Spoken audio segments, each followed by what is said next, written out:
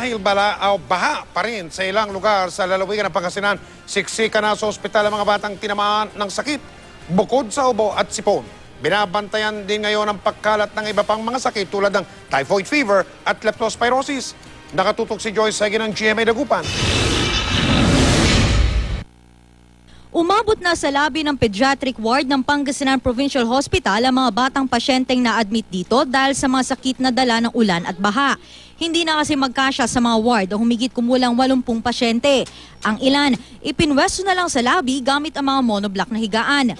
Mas ginusto naman ni Giovanni na pumesto sa lobby kesa umano makipagsiksikan sa mainit at masikip na ward.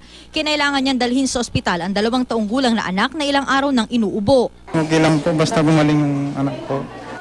Inaasahan na umano ang pagdagsa ng mga pasyente kasunod na ilang araw na pagbaha sa ilang lugar sa Pangasinan. Yung mga bata na may mga ubo, sipon, humihina ang resistensya ng mga yan eh.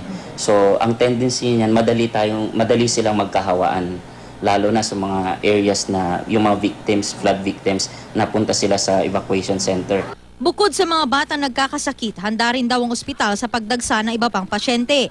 Ilan sa mga mahigpit nilang binabantayan ang pagtaas ng kaso ng influenza, typhoid fever at leptospirosis lalo't maraming nalubog sa baha. Inaasahan na naman natin ito, binabantayan actually, dahil sa paghupa ng baha, dyan na tayo makakakuha ng halos lahat ng mga pasyente na nakalusong, nakababad sa kanilang mga tirahan. Mula sa Pangasinan, Joyce Segui, Nakatutok, 24 Oras.